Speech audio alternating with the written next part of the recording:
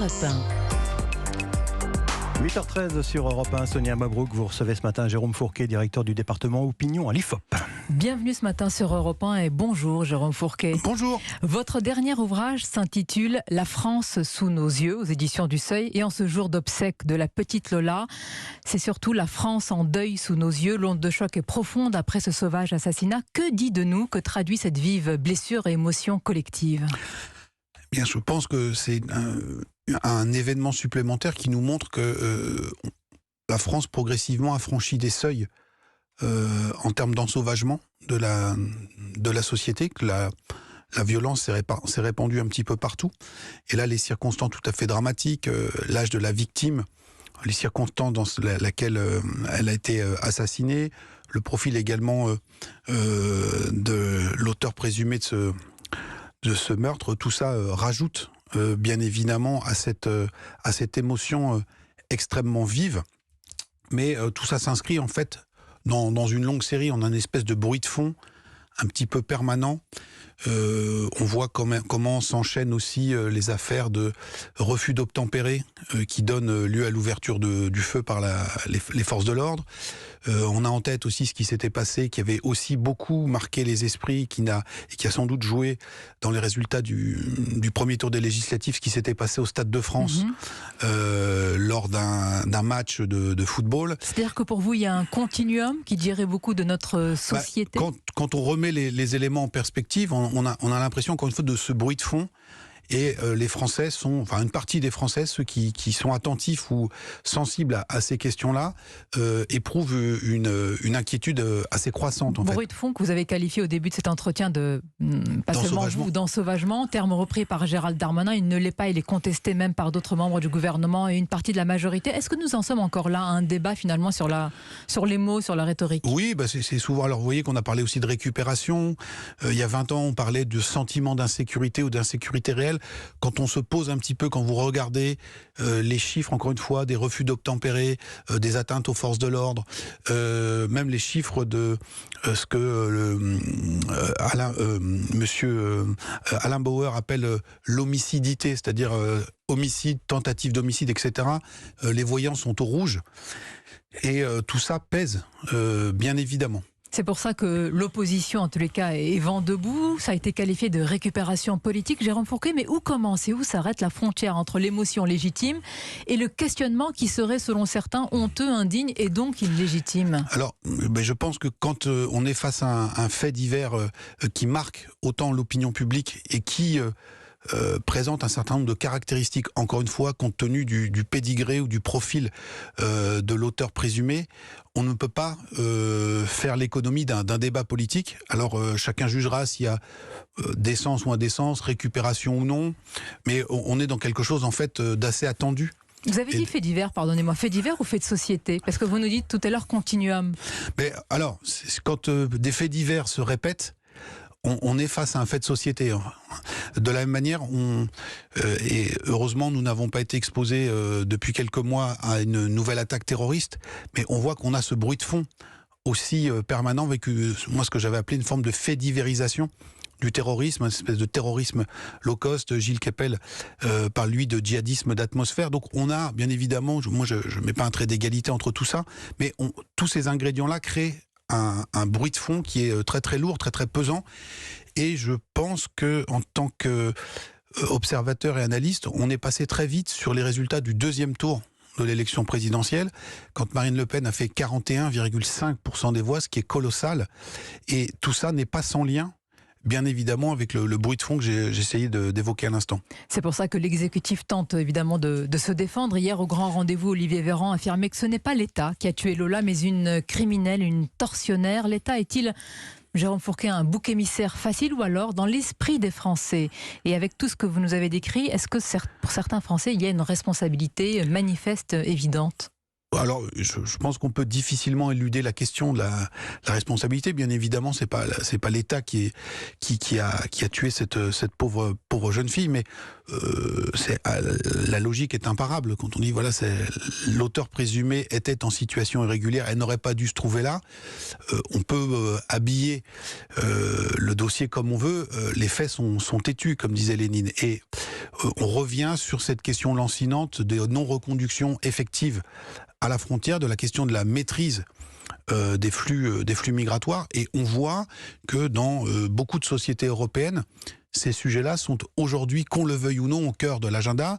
Emmanuel Macron a rencontré hier Giorgia Meloni. Et pour quel résultat? Au-delà des rencontres, votre livre s'intitule « La France sous nos yeux » et on regarde la France dans les yeux. Est-ce qu'on regarde ce sujet de l'immigration dans les yeux aujourd'hui? Ce que j'essaie de dire, c'est si on ne la regarde pas, cette question, elle s'impose à vous et elle passe notamment dans les urnes. Et on l'a vu en Suède, on l'a vu également en Italie. Le cas suédois est intéressant parce que quand on parle d'immigration en France, et compte tenu de notre histoire compliquée avec l'autre rive de la Méditerranée, on dit voilà, il y a un refoulé colonial qui existe, etc., etc. Et à ma connaissance, la Suède n'a jamais disposé d'un empire colonial très étendu, et pour autant, ils sont eux aussi confrontés aux mêmes difficultés que notre pays connaît, et donc il faut affronter ces questions-là à bras-le-corps, avec, bien évidemment, c'est plus facile à dire qu'à faire, mais essayer d'obtenir des résultats. Vous avez raison. Mais ce que vous dites, on l'a dit il y a 10 ans, il y a 20 ans, peut-être qu'on le dira encore dans 10 ans, dans 20 ans. Oui, sauf que la température monte, l'exaspération également, et que j'évoquais tout à l'heure la question des franchissements de seuil. On voit bien que la situation est beaucoup plus dégradée aujourd'hui qu'elle ne l'était hier. On a un ministre de l'Intérieur, Gérald Darmanin, qui essaye de marcher sur les traces d'un Nicolas Sarkozy et de réutiliser un certain nombre d'arguments, de ficelles, si je puis m'exprimer ainsi, que son mentor avait utilisé en 2002. Il y a une différence majeure, c'est que la France de 2022, n'est plus la même. Sur le front migratoire et sécuritaire, n'a plus rien à voir avec celle que nous connaissions à l'époque. Regardons quelques petits éléments aussi d'atmosphère. Un film comme Bac Nord avait fait plus de 2 millions d'entrées. Monsieur Jiménez a réitéré, si je puis dire, avec le film Novembre, qui revient sur la traque des terroristes du 13 novembre. On a passé le 1 million d'entrées. Donc tout ça nous montre que, certes, on a un agenda politico-médiatique, mais qu'il y a ce fameux bruit de fond dans la société, et tout ça se structure en profondeur. Donc si on vous entend bien ce matin, il y a tous ces voyants rouges qui s'allument, et pourtant nous avons, en tous les cas, ce que vous appelez la classe politique médiatique plus largement, toujours les mêmes mots qui sont répétés, les mêmes solutions, les mêmes ficelles, c'est votre mot également, à une situation qui n'est plus du tout comparable il y a quelques années. Oui, et quand vous discutez ce que vous faites régulièrement avec des responsables policiers, par exemple, ils vous disent que aujourd'hui la question du trafic de drogue a pris une ampleur totalement dantesque, et qu'elle est hors de contrôle, que sur chaque intervention sur un point de deal un peu constitué, aujourd'hui systématiquement les policiers retrouvent des armes à feu, ce qui n'était pas le cas il y a 20 ans. Cet effet de franchissement de seuil s'accompagne d'un autre effet qui est la diffusion territoriale, c'est-à-dire qu'un certain nombre de faits délictueux étaient concentrés sur certains quartiers, certaines villes, et qu'aujourd'hui on a ce phénomène de diffusion de la délinquance partout sur le territoire. Il y a une ville qui est emblématique de tout cela, c'est Nantes, qui était une ville paisible il y a encore 20 ans. On a enregistré 50 fusillades depuis le début de l'année à Nantes.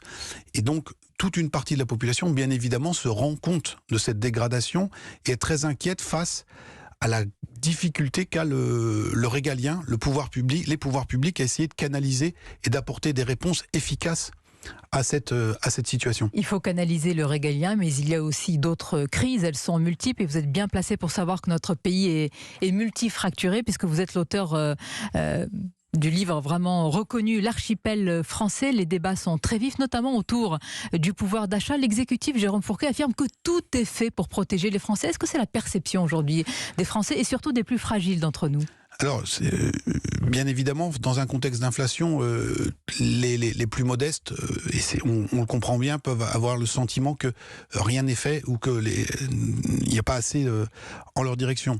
Une fois qu'on a dit ça, on voit quand même que le gouvernement a mobilisé des sommes tout à fait impressionnantes pour essayer de juguler cette inflation. On a un niveau d'inflation qui est plus faible en France que dans d'autres pays. On a la ristourne, la fameuse, sur le prix à la pompe qui a été prolongée de 15 jours. Sans essayer de faire de la divination, on peut penser que dans une quinzaine de jours, on aura une nouvelle annonce qui... Parce que pour vous, c'est impossible de débrancher la péridurale, ça va être assez compliqué aujourd'hui. Et donc, le gouvernement se trouve dans une situation difficile, puisqu'encore une fois, il a mobilisé énormément de recettes. Et pour autant, toute une partie de la population considère que le compte n'y est pas. Nous n'avons vu que les prémices de cette situation. C'est-à-dire que les prémices ? Puisque pour l'instant, ça se concentre, et c'est déjà énorme, sur les produits alimentaires, cette hausse, et sur les prix à la pompe. Mais en janvier, nous aurons la hausse de 15% sur les factures EDF, qui va toucher, là, pour le coup, des millions de Français. Vous êtes en train de nous dire que les vrais problèmes arrivent ? Non, on est déjà dedans, mais que les choses vont s'aggraver. L'hiver arrive, dans toute la France périphérique, où on se chauffe encore au fioul, mais quand il faut faire rentrer les 1000 litres de fioul sur la cuve, les prix ont explosé. Donc, alors même que le gouvernement, encore une fois, mobilise des sommes que d'autres gouvernements ne mobilisent pas, on peut avoir le sentiment, dans une partie de la population, que le compte n'y est pas, avec un précédent qui était, posé il y a quelques mois maintenant, le fameux « quoi qu'il en coûte », à l'occasion d'une crise historique qui était une crise sanitaire, et beaucoup de nos concitoyens considèrent que nous sommes de nouveau objectivement dans une nouvelle crise historique et qu'il faut utiliser les mêmes recettes. Mais récapitulons, Jérôme Fourquet. Régalien, crise permanente du régalien, multiples crises avec le pouvoir d'achat et la question des salaires. Il va falloir beaucoup d'autorité, là, à la tête de l'exécutif, Emmanuel Macron. Si vous deviez l'imaginer en pilote de ligne aux commandes de l'avion France, que diriez-vous du pilote et de son pilotage ? Écoutez, je suis pas forcément qualifié pour ça. On peut ajouter, et je sais pas forcément des nouvelles très réjouissantes, mais la pétition des 4000 soignants des services pédiatriques qui disent qu'une nouvelle fois l'hôpital est à l'os, et on voit bien la crise systémique dans laquelle nous sommes aujourd'hui collectivement rentrés, puisque ces services ont fait, comme les autres services hospitaliers, l'objet du Ségur de la santé, où on a mis beaucoup d'argent sur la table, mais on a expliqué que c'était qu'un rattrapage. Et manifestement, ça ne suffit pas. Et donc, de quelque côté qu'on tourne le regard, on s'aperçoit qu'on est sous une forme d'échec. Et donc, effectivement, il va falloir beaucoup de légitimité, de charisme et d'autorité pour essayer de tracer un chemin. Mais a-t-il encore la main pour le faire ? Ça fait 6 mois depuis les élections. Est-ce qu'il y a aujourd'hui le ressort nécessaire, la capacité de rebond nécessaire ? Le président de la République souffre de 2 difficultés majeures. La première est qu'il ne peut pas se représenter eu égard à notre Constitution. Et donc, à 20h02, le 24 avril au soir, la saison 3 était commencée, c'est-à-dire que un certain nombre de ses lieutenants, soutiens, se sont imaginés que leur tour allait venir et qu'il fallait partir dès maintenant. Et puis la deuxième difficulté, c'est bien évidemment, tout le monde l'a en tête, qu'il n'y a pas de majorité à l'Assemblée nationale. Donc tout ça rend les marges de manœuvre du président Macron plus limitées qu'elles ne l'étaient par le passé, alors que plus que jamais, on a besoin d'un pilote à la tête du pays. Mais comment fait-on ? Parce que depuis tout à l'heure, nous avons parlé du régalien, Jérôme Fourquet, nous avons parlé du pouvoir d'achat, vous avez cité l'école, les hôpitaux. Comment ne pas être pessimiste alors que la crise permanente est devenue la norme ?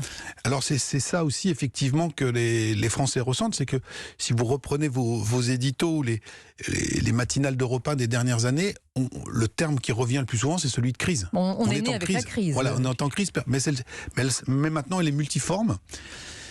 Et on voit aussi, et c'est l'objet de certaines études que l'IFOP peut mener, un état aussi de fatigue psychologique et physique de toute une partie de la population qui, quelque part, a essuyé ces coups de boutoir successifs, c'est-à-dire la crise terroriste, la crise des gilets jaunes, la crise Covid, la crise climatique qui inquiète notamment une partie des générations les plus jeunes.